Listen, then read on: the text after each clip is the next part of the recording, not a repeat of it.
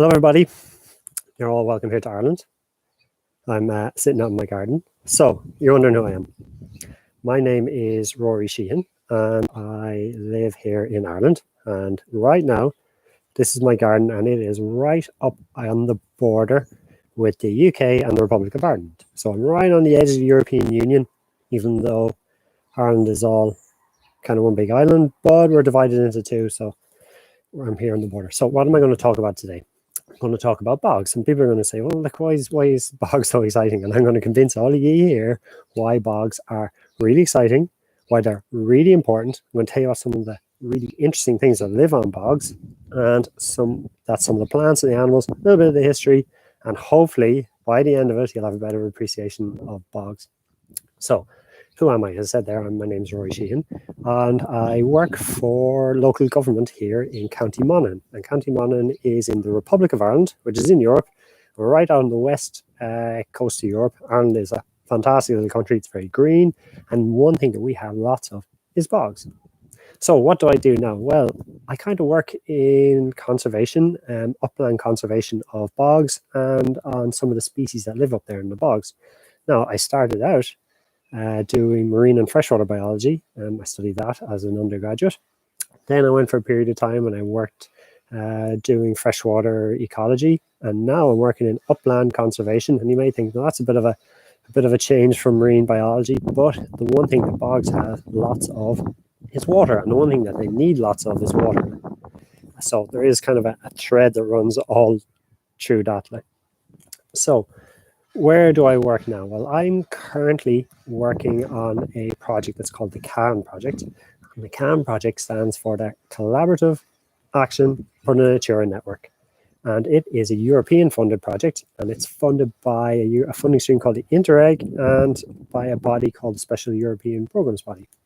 So in this little talk, I'm going to tell you a little bit about bogs. So I'm going to go into how bogs are formed, the different type of bogs we have here in Ireland, why the term bog isn't so bad, like people might say, oh, you know, bog is where's that even, where it even come from?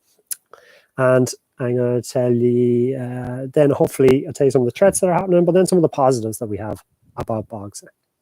So people will say, well, what is a bog? And a bog is a wetland area made out of a very special type of soil, and that soil is a fully organic soil, so it's made up of rotted plants, rotted plant material, and we call that soil peat.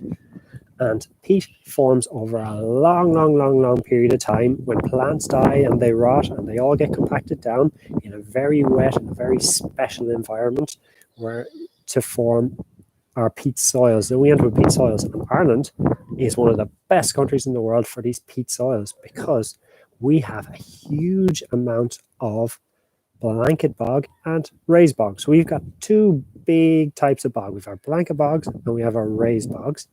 And across Ireland, we have them in kind of different locations. So our blanket bogs tend to be in the uplands, or a little bit higher, or out on the western seaboard, right out on the edge of the Atlantic. Now, I'm originally from the west of Ireland, right out on the Atlantic. I grew up in a county called County Mayo, and you have big storms coming in off the Atlantic, and they bring a huge amount of rain with them.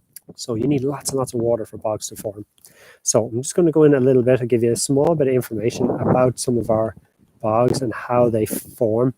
So first off, I'm going to tell you a little bit about our raised bogs. Now, the project I work on doesn't have any raised bogs in the area that I work, but we have some other partners like Ulster Wildlife who are working with raised bogs in the north of Ireland.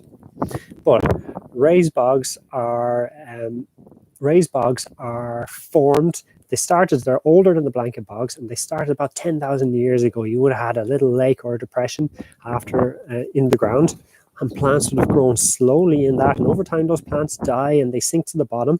And as they sink to the bottom, they start to rot, but they rot in a very special environment that doesn't have any oxygen. So they rot very, very slowly. And also, the water that goes into these raised bogs has very low nutrients, very little minerals in it. So it's not your bottled mineral water. This isn't your Evian, your water you're getting, or your Volvic. This is really mineral poor water, and it means that they slow down. I see I have a little thumbs up are here already from Mike Dixon. Are bogs protected? And if not, they should be. Well, Mike, I'm going to tell you a little bit about how bogs are protected and how we have some very strong law all across Europe to protect our bogs. So those are the raised bogs, and they form in a lake, and they form in around the Midlands of Ireland. But the type of bog that I work on is the blanket bog, and they cover much larger areas, and they tend to be a lot less deep. So they spread out over the mountains. They sprawl over those green mountains in Ireland. If any of you have ever seen any of our tourism advertisements to come to Ireland on holidays, you may have seen pictures, aerial imagery of bogs or aerial imagery of our countryside. And we have these big open expanses up on our mountains with no trees. And underneath that, we have peat. We have that really rich organic peat soil that's living there. So the project we're working on, or the part of the project that I work on, has lots of this blanket bog, and we have it up on a mountain here called Slieve Bay, which is quite close to us here. Now, when I say mountain, anyone who's watching who lives in South America, or they live in around the Himalayas, or they live in parts of Africa, or they live in Europe and around the Alps, when I say mountain, that Slieve Bay is pretty much a hill. It gets up to about 400 meters in height. So you guys will be saying 400 meters, that's not a mountain, it's tiny. But to us in Ireland, we don't have very many big mountains, but we do have some really important hills and important mountains, smaller ones, with these blanket bogs that spread out over them. So a blanket bog forms, and they're not as old as our raised bogs in the Midlands. The blanket bogs started forming really maybe about 7,000 years ago, but really from 4,000 years onwards, our blanket bogs started to form, where there was no trees up in the mountain, and it rained a huge amount. It rains a lot. I'm from the west of Ireland. We get a lot of rain when I mean that. We had once rain gauge near where I lived. It recorded rain for 180 days consecutively without a break in it. So it rains a lot, and that's what makes Ireland great. It makes us so special. We've got really green landscape. We have these bogs that are up on our hills and our mountains because of all this rain.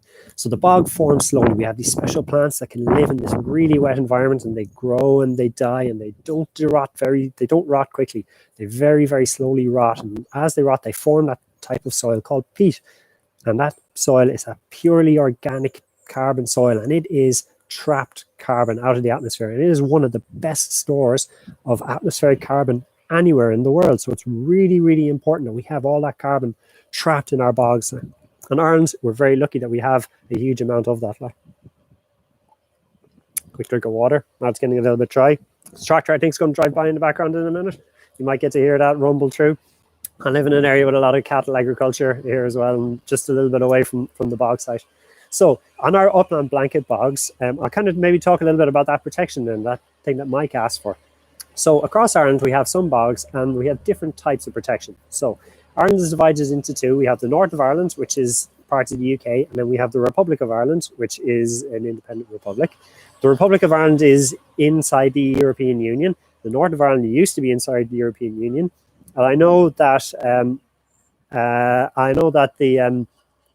I know that we have this really bad word at the minute we can't say about a horrible virus that's causing a huge amount of stress and upset around the world. But before that, we had an even worse word, a really bad word. It begins with B, about the United Kingdom exiting the European Union. And there was a huge amount of issues with that, because the site that I carry out the conservation work on, the international boundary between the European Union and the United Kingdom runs right through the middle of that site. So on one side in the Republic, we have one set of legislation. On the other side, we had another set of legislation, but we had overarching European law that protected both of those sites. And that was a thing called the Habitats Directive. And with the Habitats Directive, we took together our special sites that we wanted all across Europe, and we designated them Natura 2000 sites. And that's the largest connected network of protected habitats anywhere in the world. Is the Natura 2000 network, and it goes all across Europe. In Italy, Spain, Portugal, Ireland, the United Kingdom still has these Natura 2000 sites, all the way through France, Germany, up into Scandinavia. We have these Natura 2000 sites, and some of them are designated special areas of conservation for the plants, and the habitats are there, and then some of them are for the bird species that live there under different pieces of legislation. So that's how we protect them. Now, we do protect a lot of our bogs, but we don't protect all of our bogs. Some of our bogs have had a really long history of use, and unfortunately, they've been used up. And when I say use, peat is a very valuable resource, and it's tied very much into the psyche of Irish people, that turf and that peat. And we would historically would have heated our homes with it. So you would go to the bog, you would cut turf out of the bog, you would cut slices of this organic soil, you would dry it out, in the summertime, and then you would take these slices of soil, and we would call them sods, and then you could burn them in your fire in the wintertime, and that would heat your house. But we don't do that to the same extent we used to. But over a number of years, maybe 400 or 500 years, we've used up a lot of our bog across Ireland. And I'll talk a little bit more about the challenges of turf cutting when I go a little bit later into this kind of talk. So our blanket bogs, Europe is, or across the whole world, Ireland is the most important country when it comes to blanket bogs. We have the most of them. That's that big, sprawling blanket bog that that spreads out across our upland areas. And they're really important for a number of reasons, because there's special plants and animals that only live on those blanket bogs. And we would call those some of our rainforests of Ireland. Now, to be the opposite to a forest, is we don't have any trees in the blanket bogs, but we do have really rich and really varied species that live up on those bogs. There's also other things that happen with them. Historically, we know the age of our blanket bogs really accurately, because if you go to parts of Ireland, if you go up to North County Mayo, you can find old farms, really ancient farms from the Neolithic period, Mesolithic period. I'm not an archaeologist, don't tell me the exact period, but old stone walls from farms from over 5,000 years ago, from some of the very first people to settle on the island of Ireland, the Celtic people, Irish people in the Republic. We like to consider ourselves to be descendants from the Celtic people. And you can find a history of those farms, and they've been covered over by the blanket bog over the last 4,000 years. So underneath that peat, you can see these old farm walls. Now, blanket bogs have some really, really important functions outside of storing carbon out of the atmosphere. And we all know that's hugely important from an environmental point of view, from a climate change point of view. They also store water, and that's really important from a flooding point of view and from a drinking water point of view, as we get a lot of our drinking water on the island of Ireland from little individual group water schemes, or where communities come together to source their water and to treat it and purify it. And a lot of that water comes out of our blanket bogs. So the rain falls on the blanket bogs and the water moves through it quite slowly. And one of the real features of the blanket bog, as I said, that it's very low in nutrients. There's very low levels of dissolved ions in it. So there's very low levels of calcium in it, very low levels of other minerals dissolved in the blanket bogs, or in the water from that. So water is one of the really important things, and rainfall is hugely important for our blanket bogs. Across Europe, there's a number of other countries that have quite a significant amount of bogs. So there tends to be a lot of those lower land bogs, the raised bogs I talked about a little bit earlier, across Europe, and they are spread very much in the north of Europe. You would have a lot of them in Finland and in Sweden. And I was up in Sweden last autumn in August, and I was walking up there in an area of the north above the Arctic Circle. I got to see some lovely bogs up there on the way up to that part of North Sweden. Then also in Scotland, you'd have a lot of blanket bogs, and similar to what we'd have in Ireland, you'd have those blanket bogs again.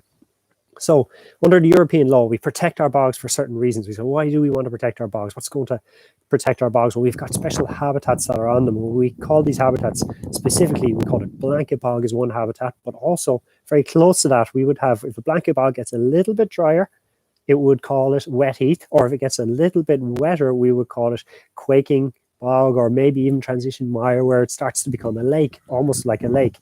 And up on the Slieve Bay site that I work on, there are some really special lakes up there, and we call them naturally dystrophic lakes, and they are really black lakes. If you imagine you make yourself a cup of tea, and it is very dark tea. You've left your tea bag in for 10 minutes, you've gone off, you've started watching a program on TV, you've got your tea bags in your cup of tea, you've come back, and your tea is really, really dark. And that's the color of the water in those lakes. And those lakes are amazing places. You can imagine early Celtic people staring into those lakes, looking into them and wondering what was in them, because you can't see the sides of the lakes, you can't see anything. The water is so dark. Now, some of the really important plants and animals that live out in our bogs, and one of the important animals for us here in County Monaghan, another little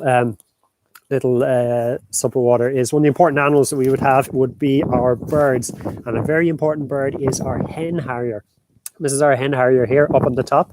And they are a really, really interesting bird, as in the male hen harrier looks completely different to the female hen harrier. He's grey with black wingtips, and the female is all brown, and she's bigger. And the hen harrier is a bird of prey that feeds on other little birds, and they do this amazing mating dance, and we call that the sky dance, where the male hen harrier flies up in the sky with his wings out really high, and then he opens his wings and tumbles back towards the ground, and just before hitting the ground, spreads out his wings again and pulls out of his dive. And that's all to impress the female. That death-defying dive that I suppose most kind of early 20s teenage men would probably could probably identify with those efforts you have to go to try and impress a future mate or a female that you're interested in. Like, so these are some of the important birds. You have a hen harriers. Another really important bird that we would have and would be the red grouse, and they live up on our bogs there. And the red grouse is this fella here, and they are a bird that lives very low in the bog, and they're not a bird of prey, but they eat the heather. And some of our heather grows in and around the edges of our bog in our wet heat, and they eat our heather in the bog. Now, I've got another question back in again. Mike is asking, are there fossils in our bogs? And our bogs are not old enough to have fossils in the sense of fossilized animals or fossilized plants from a long period ago. They are made up of rotted plants, but we do find really interesting things in our bogs from more modern periods, maybe 2,000, 4,000 years ago, where we find bog bodies, where we find almost completely preserved human bodies. Inside the bog, inside the peat, there's very low oxygen, very high acidity, and lots of water, so stuff doesn't rot. So if a body falls into a bog accidentally, somebody dies when they're out in it, or if they were murdered and dumped into the bog, and we think we have some examples of those. If you look at some of the natural history of our history museums in Ireland, you look at some of on their website, you'll see examples of that. You'll find almost perfectly preserved bog bodies, and those bodies, you can take them out and it looks almost like a person who had maybe been deceased 5-10 years ago, but their skin is much browner, much more tanned, and they would have been in the bog for a long period of time. And another interesting thing, people would have preserved food at the bogs. During the summertime, when we would have made butter, people would have stored up the butter for the winter. They would have wrapped the butter in hay, wrapped it in grass, and actually stored it in the bog. And again, that low oxygen content, high acidity would have stopped the butter from spoiling, from going rancid. And people still find bog butter, still find bog buddies in some of our raised bogs in the Midlands of Ireland to this day when they're digging through those bogs. So just talk a little bit, I suppose, some of the threats. Well, what are the things that are really threatening our bogs? And one of the biggest things is maybe this catch-22 situation where climate change is very much a big threat for bogs. Bogs, the plants in the bogs grow, they take carbon dioxide out of the air and they trap that carbon dioxide into the peat, and they store it away so that that carbon dioxide gets trapped in the peat forever and ever effectively. And as climate change is happening, we're seeing changing rainfall patterns, and water is the most important thing for the bog, to have lots and lots of water. If we see our rainfall patterns change, well, then we may end up with less water in the future, or we may end up with water over different periods of the year than we need it, and that's a threat to the bogs.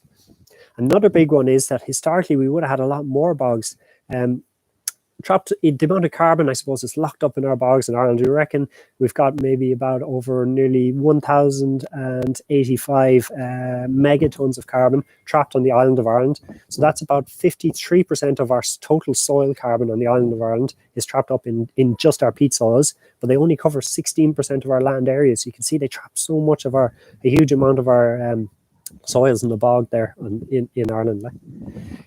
Some of the threats, one of the things that's happening in our bogs is that they're being cut and burnt still, and it's traditionally that would have been done by individuals by hands. They would have cut with a spade, but now we're seeing large scale mechanical cutting of our turf, and we would have had power stations that would have been fired by bogs, would have been run by bogs, and thankfully we're in the process of phasing that out, but it's a slow process, but we're moving there. And then we still see turf cutting happening today. The really interesting thing is that in Ireland, people who would have lived close to bogs, when you had a house, you had a right to a plot of turf near your house, and that was called a turbary right, and that was tied to the chimney stack of the house. So if you sold your house and you moved, your turbary right would have stayed with the house, so the next people who moved into the house would have had the right to cut that piece of bog and to burn it. So it's very important. It's tied up in our culture for a long period of time, that how we use our bog, how we use our peat. Also, I suppose we have some things in Ireland. We would have had a huge amount of bog. We would have had a lot of what area of bog did we have in Ireland? We might have my little cheat sheet here. I'm just trying to pull up how much bog we would have had historically. In Ireland, we would have had maybe about 1 million hectares of bog, but we only have at the minute about, say, 2,000 hectares or 200,000 hectares of bog left that we would consider to be in good status. Now, there may be some cutting around the edges of that bog, but it's still probably not in the the best condition that it could be. If people are looking for further information, the CANN project, we have a website. It's called thecannproject.org. Also, there's a very good organization called the Irish Peatland Conservation Council. They're really well worth looking at, and they have information on blanket bogs, raised bogs, all the different bogs there. We're doing a lot to try and conserve our bogs in Ireland at the moment. So we have different projects called the Living Bog Project, working on our raised bogs, and that's funded by the European Life Project. And we have another project called the Wild Atlantic Nature Project, and it's about blanket bogs all on the west of Ireland. It'll be starting up and running for 10 years. And again, that's funded by the European government. Then there's some really good farming projects that are working on bog habitats or close to bog habitats, maybe like the Hen Harrier project. A very good one is the Pearl Mussel project. And like the Pearl Mussel, when it comes to water quality in bogs, it's like the canary in the mine. The pearl mussels are a really rare freshwater mussel that lives in rivers that only live in and around these boggy catchments. And if the bogs are being damaged by too much turf cutting or too much illegal burning or too much inappropriate forestry activity, well, then the water quality starts to decrease. And there's another very good project trying to tackle that called the Pearl Mussel project. So just thought I'd try and run through some of it quickly. I had planned to take you out on the bog and to live stream this. We've got a very good foam mass up near the bog where I work. Unfortunately, I wasn't able to do that this time because I'm stuck to a 2-kilometer radius of the house. My kids are inside there doing arts and crafts in a minute. I have them promised that they'll get an ice cream if they're good and they don't disturb me during the talk.